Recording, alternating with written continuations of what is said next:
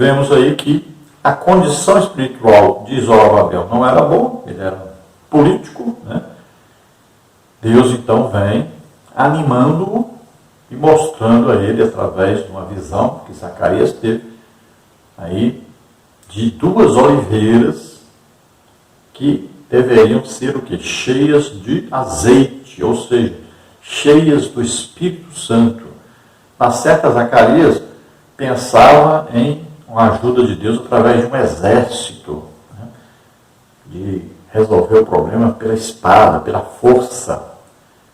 Mas Deus diz para ele que não é pela força, não é pela violência, mas pelo Espírito de Deus que se resolve as coisas. É a unção, o poder de Deus que vai resolver. O que faltava neles era comunhão com Deus, fé em Deus. Quem ia resolver era Deus. E nós vemos quantas batalhas Deus venceu sem o povo precisar lutar. Então, o que faltava deles era a fé em Deus. Então aí um castiçal com 7 lâmpadas, nós já sabemos, né? O castiçal existia lá no tabernáculo, né? As lâmpadas deveriam ser mantidas acesas todo dia, tinha que ali repor o azeite, né? Limpar ali os pavis e sempre manter acesa a chama do castiçal, que representava aí Jesus Cristo, a luz do mundo, né? E sempre o azeite é o Espírito Santo. Para a igreja, o castiçal, nós lemos lá em Apocalipse, né? Representa aí a igreja, e sempre o azeite representando o Espírito Santo. Então a igreja cheia do Espírito Santo. Lá em Apocalipse nós vamos ver 7 castiçais representando toda a época da igreja, as fases da igreja, né? E sempre representando ali os líderes da igreja que devem ser cheios do Espírito Santo para poderem coordenar o trabalho da igreja. Então cremos que a igreja unida em jejum, em oração, em estudo da palavra de Deus e com fé em Deus, vence todas as dificuldades. A igreja sempre é forte, sempre faz uma obra maravilhosa para Deus, desde que siga isso.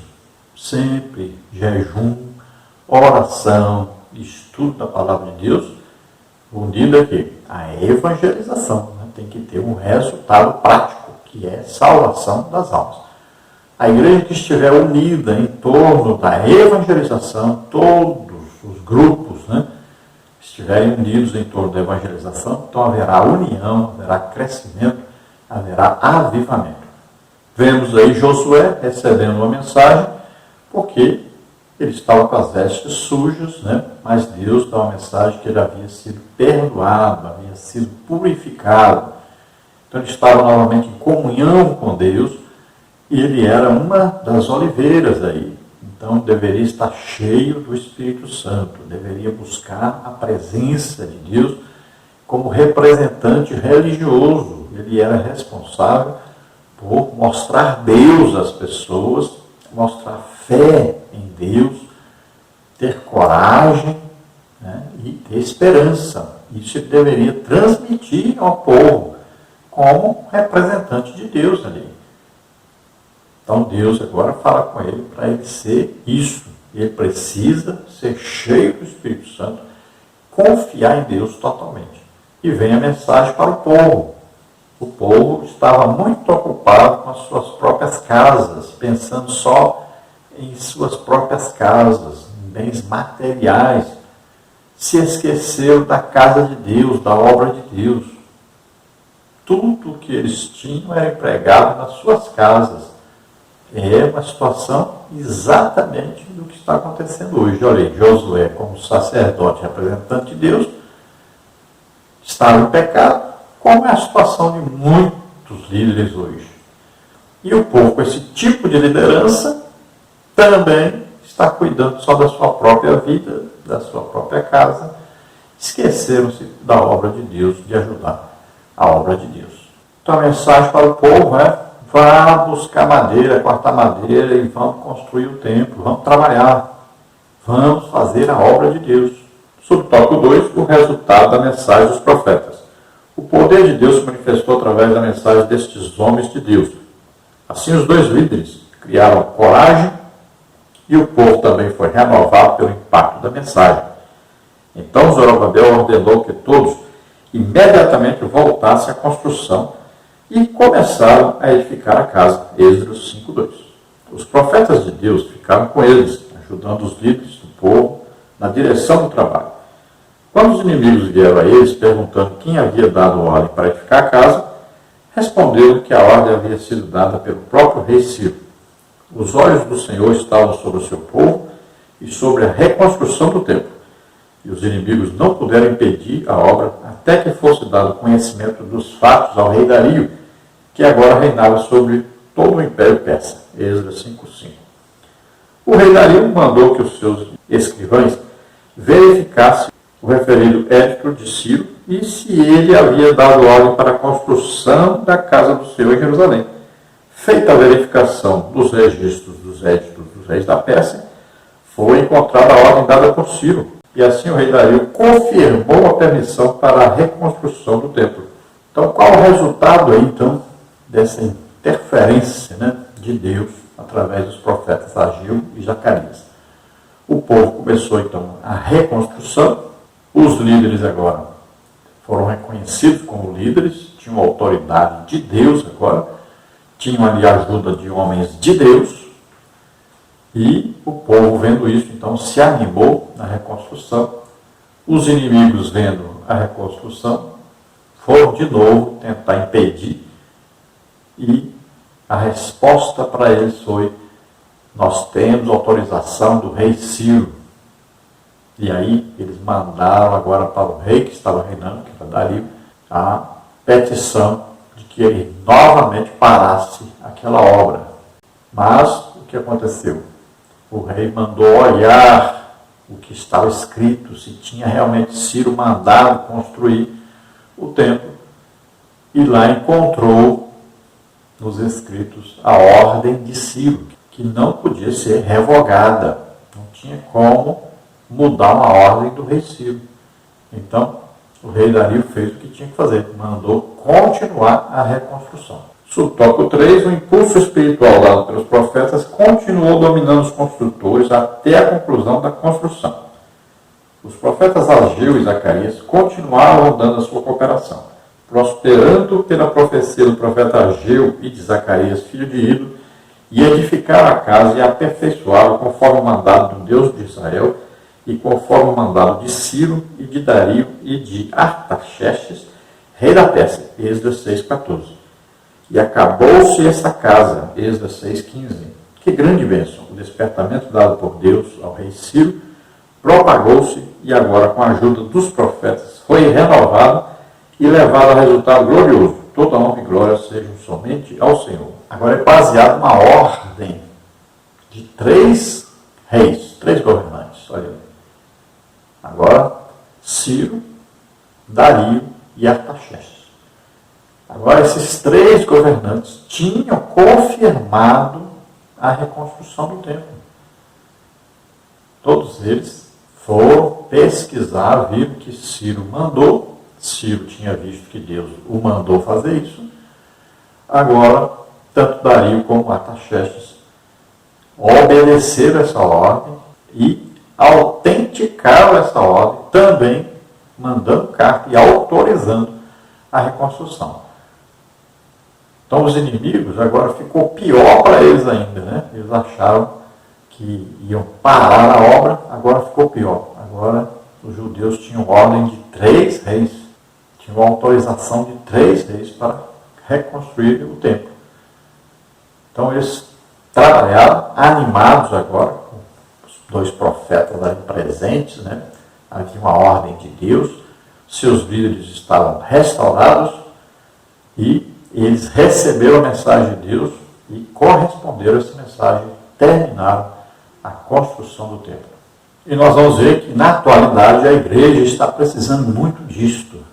Existem homens de Deus, chamados por Deus, autorizados por Deus, com a mensagem de Deus para a liderança e para o povo. Então é preciso que a igreja dê mais valor às pessoas que Deus envia para ajudar na obra de Deus. É preciso que se acredite na palavra de Deus. É preciso que veja lá, olha, não desprezeis as profecias, não proibais falar línguas. Tem 5 ministérios, entre eles profeta, na igreja. E aí parece que as pessoas estão fabricando uma outra Bíblia e não querem mais obedecer o que está escrito, não querem admitir o que está escrito.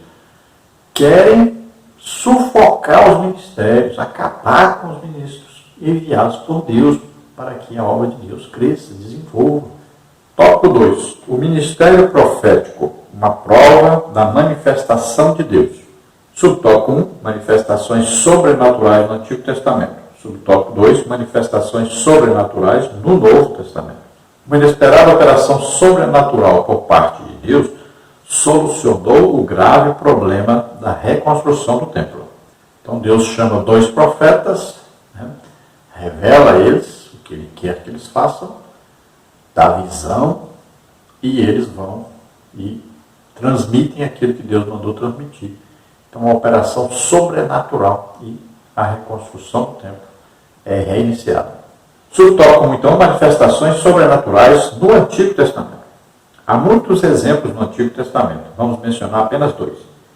Primeiro, Moisés, o grande líder que Deus levantou para libertar seu povo da escravidão do Egito, recebeu de Deus um preparo sobrenatural, o que lhe deu muita autoridade espiritual. Com a sua vara fazia grandes maravilhas. Êxodo 4,17. Letra B, nós vamos ver Elias. O profeta de Deus foi revestido de autoridade sobrenatural para ajudar Israel, que havia sido levado à idolatria pelas suas lideranças políticas, em particular pelo ímpio Acabe, rei de Israel, nos dias de Elias. Pôde assim realizar grandes milagres. Fez com que não chovesse sobre a terra por 3 anos e meio, além de outros. O ponto alto de seu ministério foi o confronto com os profetas de Baal no Monte Carmelo. Nesta ocasião, a manifestação sobrenatural do poder de Deus fez o povo clamar: só o Senhor é Deus. 1 de Reis 18:39. Então é evidente que existem aí muitos milagres no Antigo Testamento. Deus é o Deus de milagres, tanto no Antigo Testamento como no Novo Testamento. Então, esses milagres atestam a palavra de Deus, confirmam, assim como está escrito em Marcos, Eles saíram pregando e Deus confirmava a pregação com sinais, prodígios e maravilhas. Então, nós vamos ver que no Antigo Testamento também os milagres atestavam tanto a pessoa que estava sendo enviada por Deus, como atestavam que Deus existia, estava no controle e estava exigindo que uma situação fosse mudada. Jesus, nós vamos ver no Novo Testamento, dizendo que Jesus foi aprovado por Deus entre o povo com sinais, prodígios e maravilhas. Vamos ver o apóstolo Paulo dizendo: meu apostolado entre vós foi confirmado por Deus com sinais, prodígios e maravilhas. Olha aí. Deus confirma o ministério da pessoa, confirma a pessoa e confirma a obra que é de Deus, através de sinais, prodígios e maravilhas. Hoje nós estamos vendo aí, a igreja parece que não está tendo confirmação de Deus na sua pregação. E nós vamos ver que tanto no Antigo Testamento como no Novo Testamento, sempre Deus fez milagres. Deus é o Deus de milagres. A gente vê a igreja chamando pregadores, ensinadores hoje que não acreditam em milagres. Eles nem acreditam na atualidade do batismo do Espírito Santo e nem dos dons espirituais. Estão dando palestras na Assembleia de Deus. Isso é um absurdo. Então temos aí 2 exemplos. Moisés, então Deus levanta Moisés e o ministério de Moisés começa com milagres e vai acontecendo milagres, milagres, milagres até a sua morte. Que acontece milagre também na sua morte.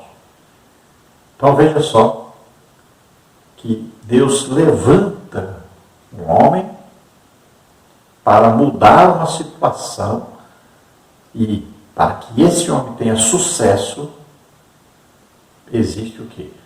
Os milagres de Deus que vão dar autoridade a esse homem, que vão confirmar a palavra de Deus e que vão mudar a situação que existe contrária ao povo de Deus. Qual o instrumento que Deus dá para Moisés usar na execução desses milagres? Uma vara, um cajado. Depois nós vamos ver Elias.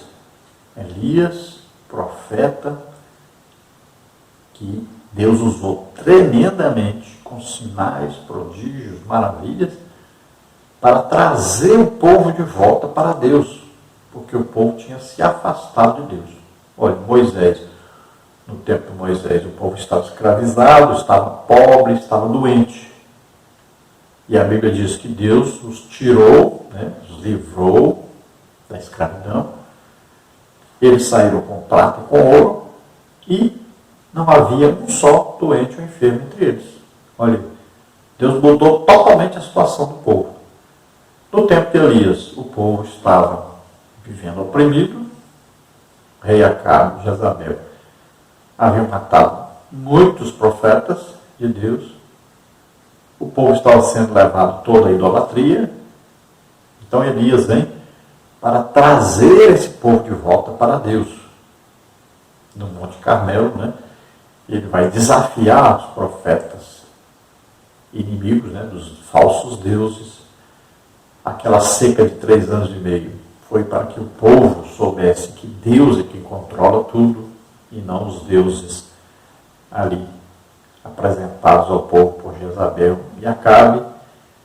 Então, olha só, através do profeta Elias, então vários milagres acontecem e o povo vai confirmar que só o Senhor, que só Deus é Deus verdadeiro, que esses deuses ensinados e pregados por Jezabel e Acabe não eram Deus verdadeiro, não tinham o poder que o Deus verdadeiro tem.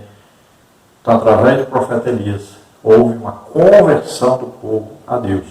Qual era o instrumento? O que continha a unção de Deus ali no ministério de Elias? A sua capa. Moisés era a vara, Elias era a capa. Vamos ver, por exemplo, Sansão era o cabelo. Então existia uma unção de Deus acompanhando sempre este homem que Deus escolheu. Hoje não precisamos dessas coisas extras de um objeto, porque o Espírito Santo mora em nós. Então a unção de Deus está em nós, permanece em nós. Então quando a gente põe a mão, pronto, aí a unção do Espírito Santo está presente e é transmitida. Não só pelo toque, mas pode ser apenas um movimento, um sopro, uma ministração da palavra, sempre um movimento. Existe aí uma unção do Espírito Santo que é transmitida. Vamos ver um exemplo de Pedro, até a sombra, as pessoas eram curadas, Paulo aí, os lenços, os aventais. Então a unção de Deus acompanha o homem de Deus. Subtópico 2, então, manifestações sobrenaturais no Novo Testamento. Quando o Espírito foi derramado em sua plenitude, os dons espirituais começaram a entrar em ação e passaram a ser a própria preparação divina para o ministério. 1 Coríntios 12, 4 a 6. Os apóstolos eram revestidos desses dons, meio divino, para a conversão de muitas almas. O apóstolo Paulo, enriquecido por Deus com muitos dons, escreveu para o evangelista Timóteo, o representante da segunda geração, uma mensagem de exortação. Não desprezes o dom que há em ti. 1 Timóteo 4,14. Pouco antes de ser martirizado, Paulo voltou a escrever a Timóteo. Despertes o dom de Deus que existe em ti. 2 Timóteo 1,6. Paulo recomenda procurar com zelo os melhores dons. 1 Coríntios 12, 31. E procurai com zelo os dons espirituais, mas principalmente de profetizar. 1 Coríntios 14, 1. No Novo Testamento nós vamos ver muitas manifestações de milagres, dons de curar, palavra de sabedoria, palavra de conhecimento, dom da fé, né? Aí profecia, dom de línguas, interpretação de línguas, todos os dons em operação no Novo Testamento. E nós vamos ver com abundância, né? Desde o início da igreja até hoje. Os dons são capacitações para que os servos de Deus preguem a palavra de Deus, ensinem a palavra de Deus, orientem o povo, né? Tudo isso são capacitações do Espírito Santo para ajudar a igreja no desenvolvimento da obra de Deus. São importantíssimos e devem ser buscados pela igreja. Devem todos os crentes buscar o batismo do Espírito Santo e os dons do Espírito Santo. Toda a igreja deve primar por isso, porque isso são armas de combate nessa guerra espiritual que nós temos que enfrentar.